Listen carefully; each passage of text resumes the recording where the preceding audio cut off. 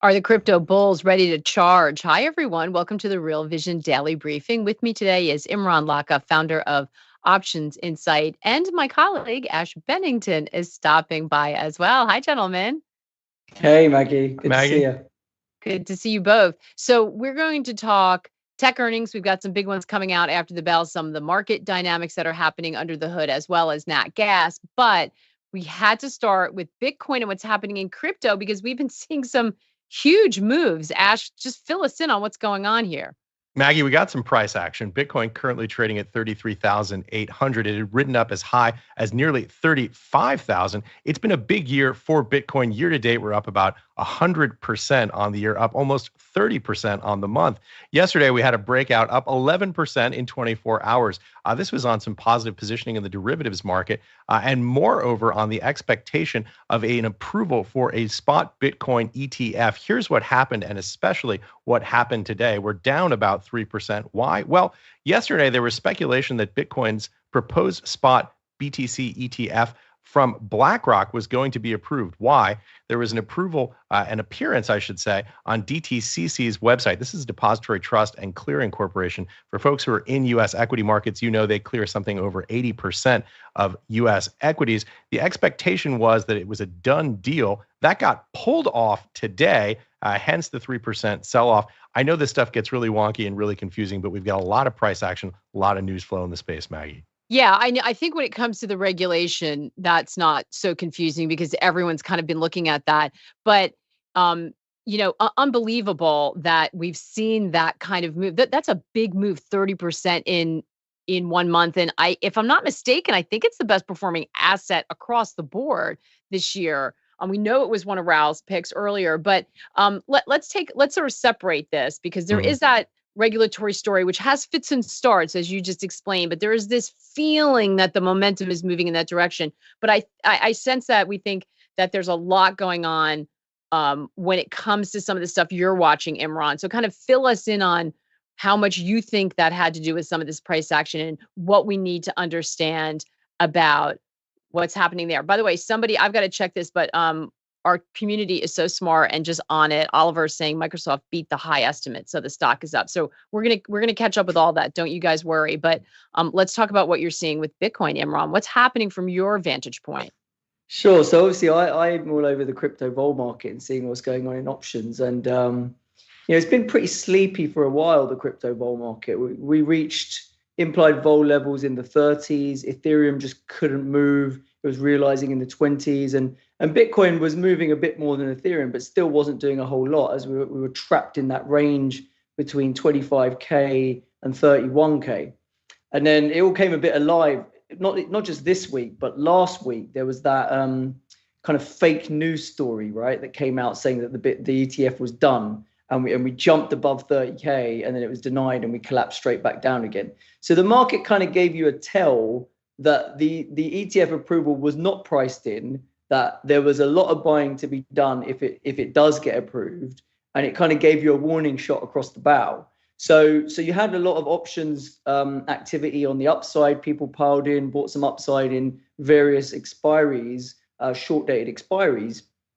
And then when we got the news that BlackRock put their ticker up and thought it was effectively a done deal, and there's talk of them seeding the ETF or something like that, then we started to go again. And also from a technical perspective, when we broke through that 31.5K area that's been kind of holding the market all year, then the next technical level was pretty much 34K, and we went there in one shot.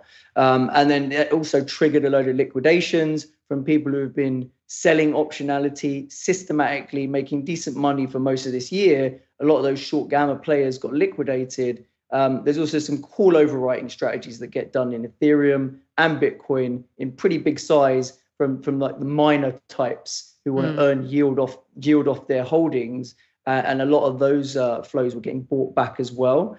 So you just had a combination of speculative call buying to chase that story, as well as buybacks of short positions. Yeah. So I love hearing the two combined because I think you get a much fuller explanation of what's going on. And this is always why we love to have Imran on because, they're watching that part of the market. Same thing when we have Gem on, they're watching that part of the market that is sending all these signals. Imran, who was shorting? I mean, you do a trade. If it keeps paying you, you keep doing it until somebody pulls the rug, right? But who are the kind of people who are shorting Bitcoin? Yeah, and are they likely to just put it back on again? Or has this sort of shaking them Yes. out in a more substantial way? So the thing about trading options is there's usually some sort of carry to harvest. So you get implied vol versus realized vol. Normally implied vol trades a little bit of a premium. And the idea is if you sell gamma and you actively hedge your position, you can capture some time decay. And that's been a very successful strategy in crypto markets this year because they haven't really moved that much. And there is a little bit of risk premium in there where the implieds trade higher. So people have every single week, people come and sell very short dated optionality, and that's worked well for them. Problem is now with this sort of explosive move and going to new year to date highs, and there's just no stability, right? I mean, Ash even said we pulled back 3-4% from the local high because they've removed the ticker now. So we don't know where the next equilibrium point is going to be. So you kind of need the dust to settle for at least a week or two for Bitcoin to establish its new range, pretty much tell us if that 32K area is going to now act as support. And then we now have a new range of something like 32 to 36K. And once the market kind of feels that is the new range, then you're probably going to see a bit more appetite come back to sell short dated optionality. Yeah, that's so interesting. By the way, I'm going to jump around a little bit, so stay with me, everybody. Microsoft stock is up 4%. Of course, they haven't done the call yet, so let's watch. That's been a game changer in some cases from that early reaction. Thank you, Iceman Oliver is what they're calling him in the chat for that. Ralph just put, Ralph said, I think many people in this chat are the types to short Bitcoin. Thank you. But he mentions something that I think it would be great to get your sense on. Ash, let me just ask you first, though. We had a lot of people kind of leave the crypto space because it just was sort of dead in the water, not moving.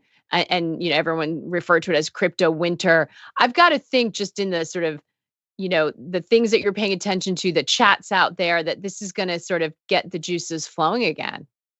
Well, it sure seems to have when you look at the price action, Maggie. And it's great to listen to Imran talk about this as a tactical perspective from the trader's perspective. I tend to look a little bit more long term, and there's some strategic indicators that there are some significant tailwinds here pushing the space forward.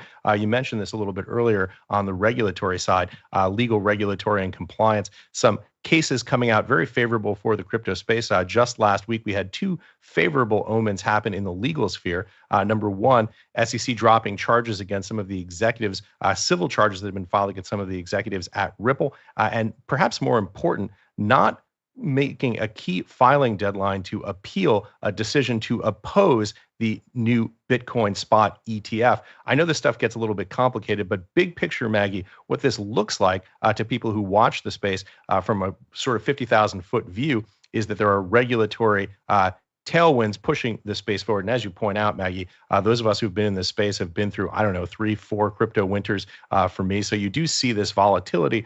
You see these sort of periods of interest and then periods where the enthusiasm and the cash flow ebbs.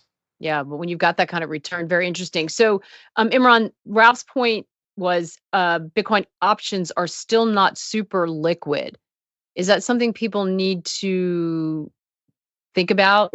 Well, it depends where you trade them, right? I mean, if you trade them on Deribit, which is a crypto native exchange who do 90% of the market share, it trades in billions of dollars. So there's a lot of liquidity there, but the problem is US investors are frozen out of Deribit. So they have to use things like proxies, like MicroStrategy, for example, is a decent Bitcoin proxy. It's got very high correlation. Obviously, they've got a load on their treasury. That's something I got some of my US clients into last week, saying MicroStrategy call spreads were setting up well. So there are ways to access. I mean, the BITO ETF volumes have been increasing. The CME volumes have been increasing. They're still not really comparable to Deribit, but there are ways to access crypto options liquidity. You just kind of need to know where to look.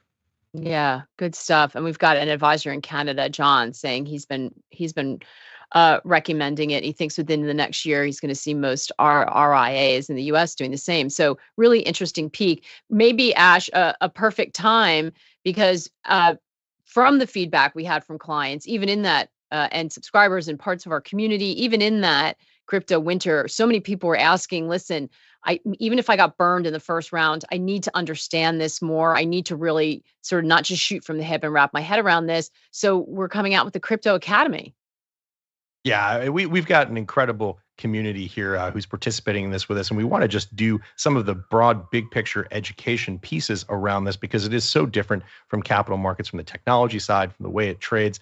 So we're doing that Crypto Academy to bring people up to speed who are interested. And by the way, I know this is Real Vision Daily Briefing. We don't want to get too into the weeds in crypto, but if you're interested in hearing more about this, come join us on Real Vision Crypto and Real Vision Crypto Pro.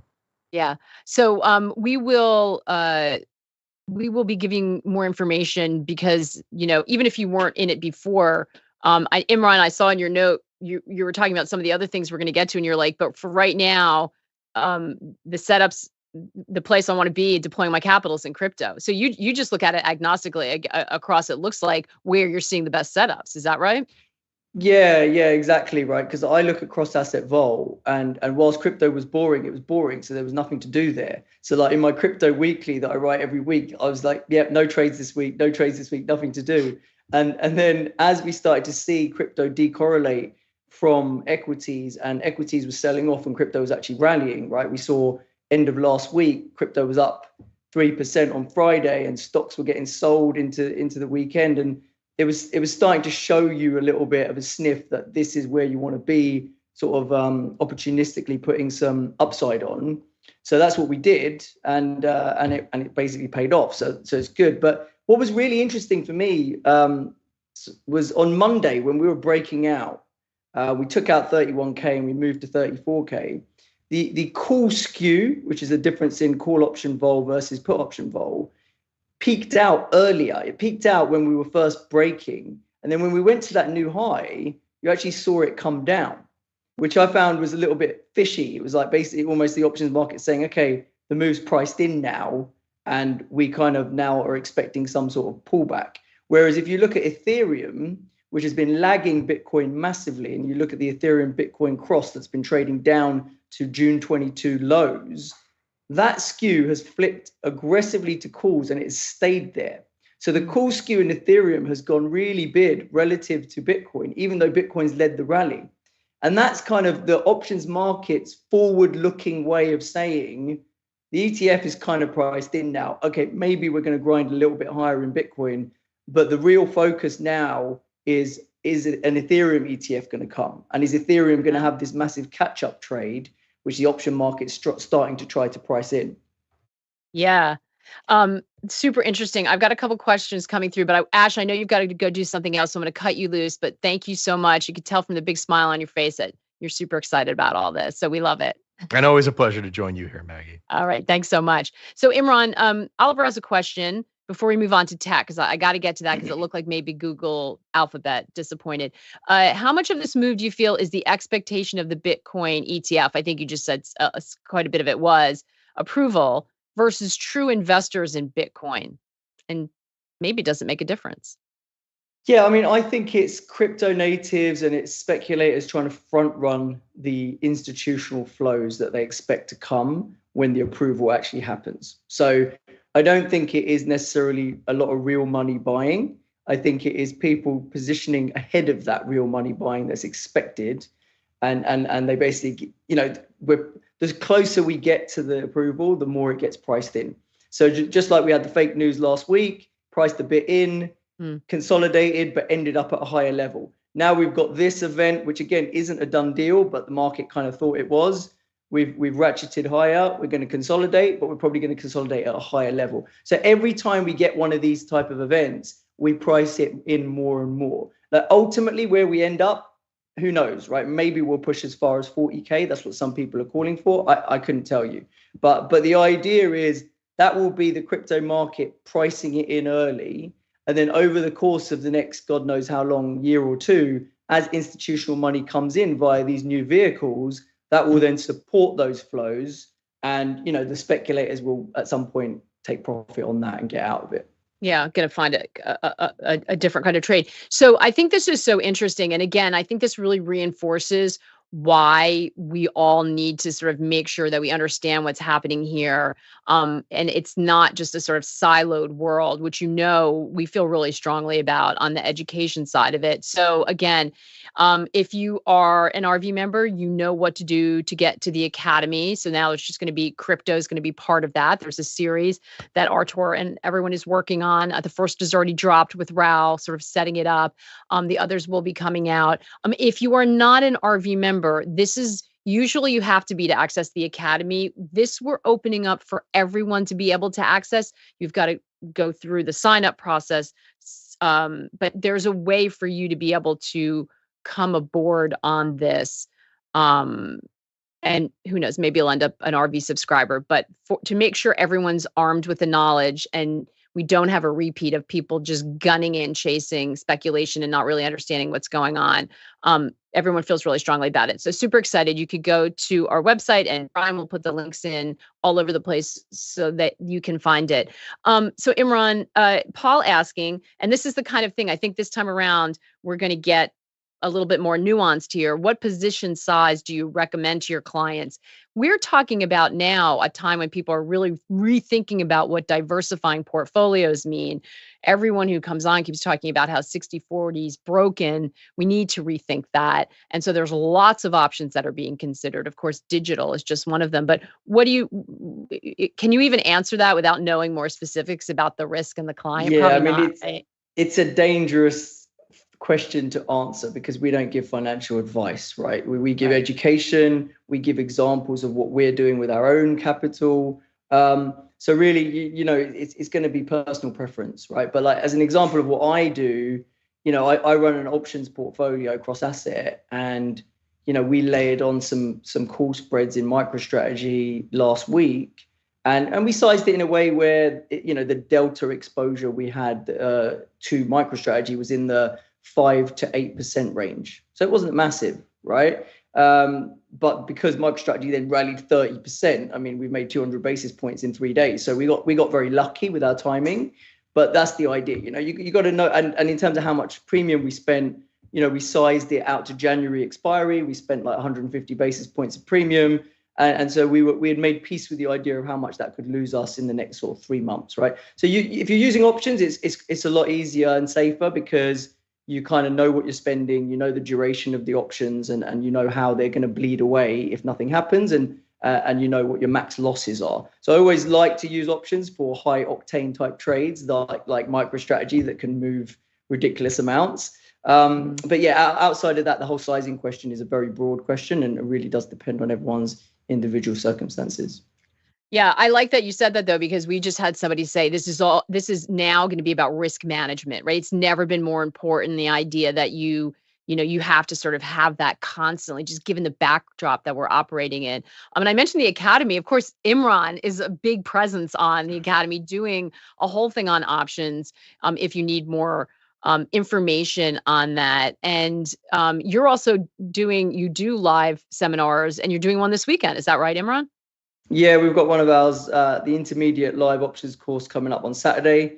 So we have different courses we do: beginner, intermediate, advanced. The intermediate is kind of getting in the weeds on the Greeks, really kind of showing how options behave due to delta, gamma, vega, theta, etc. And then talking about some of those vol surface dynamics like skew and term structure that kind of give you some early indications sometimes in how a market might want to move, and where the tail risk, the perception of tail risk lies. Because that's kind of what skew tells you, right? It's kind of the options market way of telling you what the perceived tail risk in an asset is. And when you see that thing switching from one side to the other, there's information in that. Yeah, which is key, and why we love having you guys on. Brian will drop the info for that as well. Okay, so let's make the transition with this question. Is Bitcoin, let's do Bitcoin and ETH, some of the bigger cryptos, are they still trading as a risk asset in lockstep with the NASDAQ, or are they decorrelated now? No, the correlation has dropped off massively this year. It's been much more driven by crypto specific news than general macro. For those who watch it regularly, it's very evident that that's the case. Mhm. That doesn't mean it won't recouple at some point, but that's not been the main driver at all. It's been So that's anything about, yeah. super interesting. I think that's one of the interesting things for people in that space, right? Because it hadn't been the case, and it was really frustrating for people. So now that that's happening, I think that's going to be super interesting. So when we're looking at tech, um, what are your thoughts as we head into this heavy earnings period now, especially for mega tech? We mentioned Microsoft and Google out after the close. It looks like Google not as exciting to investors, but generally, how are you feeling about some of these big tech names? Yeah, so I mean, for these two that were due today, there were implied moves of about 4.5% in the options for this week, and to me that felt a little bit low. If you look at Tesla and Netflix last week, they were implying something like 6% and 8%, and they ended up delivering 8% and 16%. So they knocked it out of the park in terms of implied move. So I think because there's so much action in the single stock option space, and there's so many large volumes going through, people are really they enjoy trading options on these tech names, on these mega cap tech names, because it's in vogue right now. I think a lot of the moves are overshooting.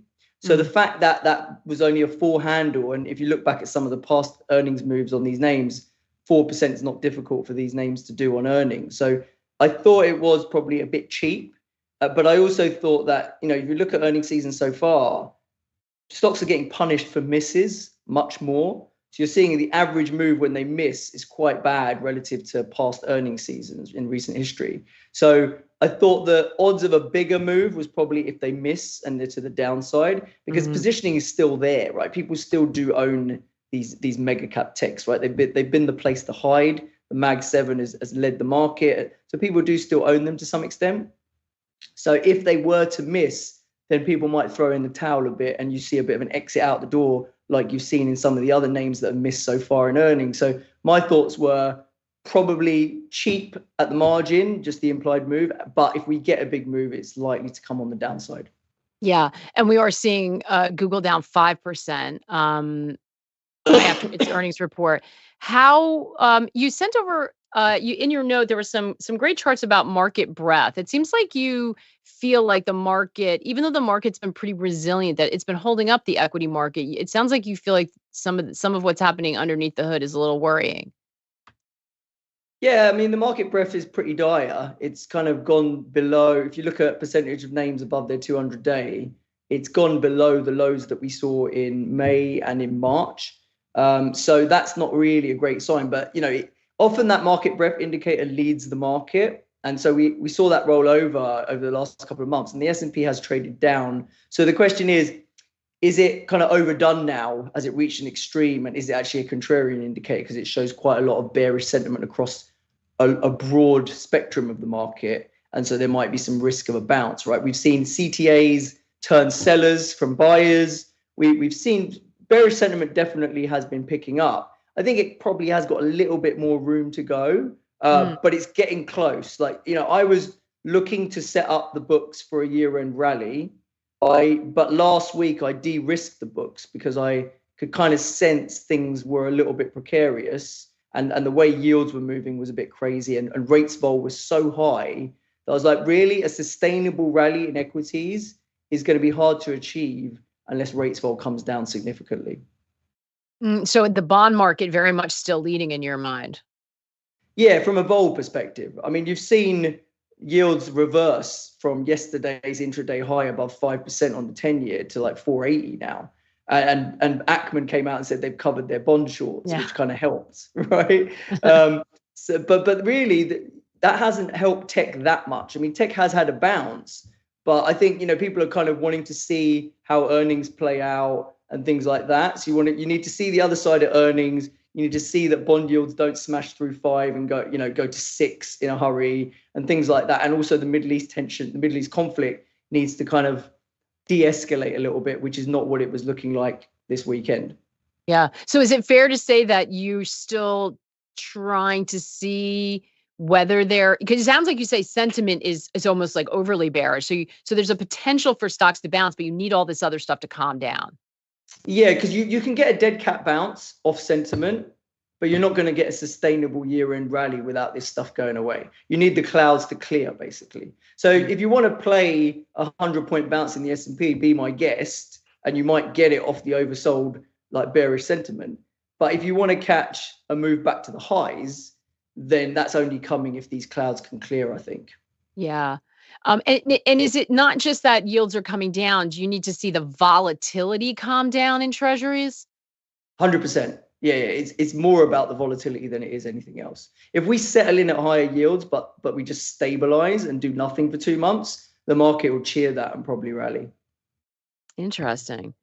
You also were talking about nat gas. You're keeping an eye on nat gas. What do you see there? Because we get a lot of questions about that. Some of our viewers have been kind of wondering about what's happening there. Yeah, so it's interesting. So a lot of the commodities have flipped into call skew. So it's kind of been a rolling rally where you've had various breakouts going on, right? So you had uranium had a massive breakout where it rallied 30% in a straight line. You then had nat gas have a good rally and threaten to do the same, but that got faded. Then you had obviously the oil breakout, and you had gold with the massive rally in terms of geopolitical risk. So all these skews have flipped towards a call premium. The only one left behind really is copper, because it's not really got a safe haven bid, right? It's a more industrial metal and cares about growth. But nat gas has stayed in call premium, but it's retraced most of its rally because, LNG production out of the US is pretty high, and the temperatures and the demand just haven't really been there to drive it higher. But going into November, you do often see positive seasonality. So I think, for those looking at the chart on nat gas and wanting to kind of buy it at the low end of the range, there is an opportunity here because they've crushed the short dated vol in nat gas down into the mid 40s, which is pretty low for nat gas. It doesn't normally trade that cheap, but it is realizing the mid 20s. So that's why it's come down so much. But really, the interesting thing in nat gas is the term structure is extremely steep. So you've got 40 vol in the front end, but if you go out 3 months to January, you've got 70 vol. That's a really, really steep curve and quite an abnormally steep curve. So when you have curves like that, you can set up a position where you own shorter dated calls close to the money calls, and then you sell out of the money longer dated calls in a bit more size.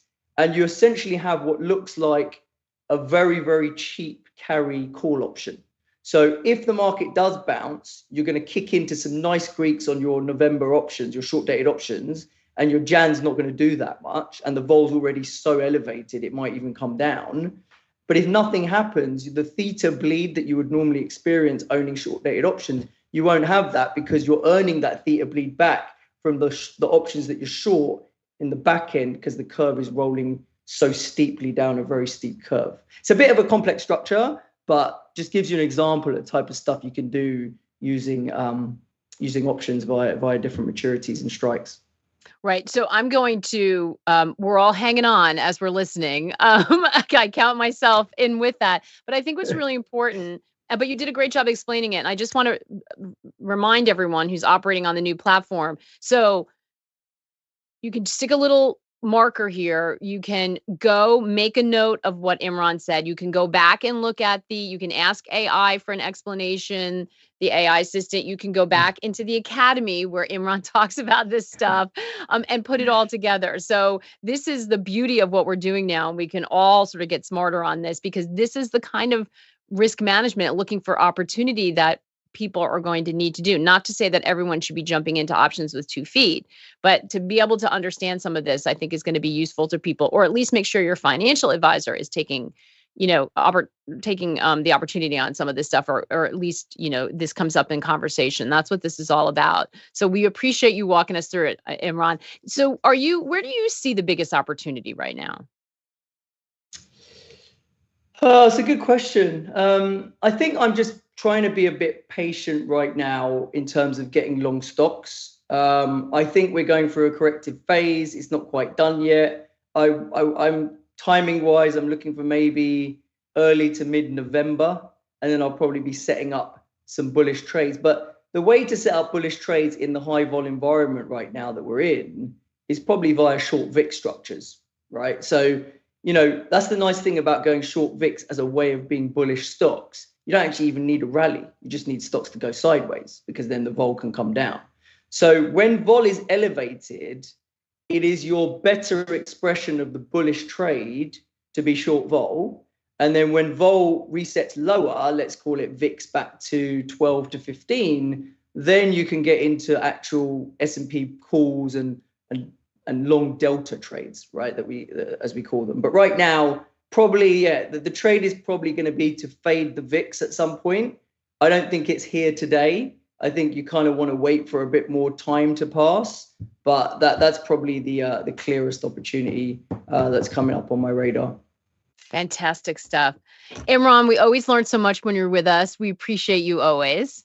Thanks. No, thanks for having me. It's great to be on.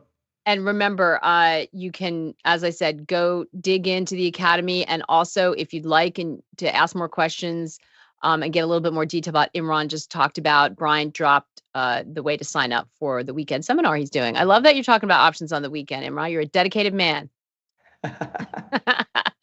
And a reminder on our end, we have some really fantastic conversations hitting the platform this week around big technology trends. By the way, Microsoft profit up 27%, Azure growth. That AI is hitting their results. So you can be sure they're going to be asked a lot about that on the conference call. So, this stuff is already showing up. So we have a conversation about all the next big technology trends, what you need to understand, how we can profit from it. Raoul and David Matten are going to join me on Friday for an AMA. So watch the shows, get your questions ready. You can DM me on the platform now ahead of time to try to beat the rush and see if I can get your question in. I did look last time. So go ahead and do that if you want. And of course, share your best drink recipes. I'll be gathering those as well. And see if we can convince Raoul. So looking forward to it. But in the meantime, everybody, thanks for joining us today. Take care and good luck out there. Crypto is a very complicated space, and it requires a lot of understanding, not only of the crypto markets, but how it fits into the broader macro landscape.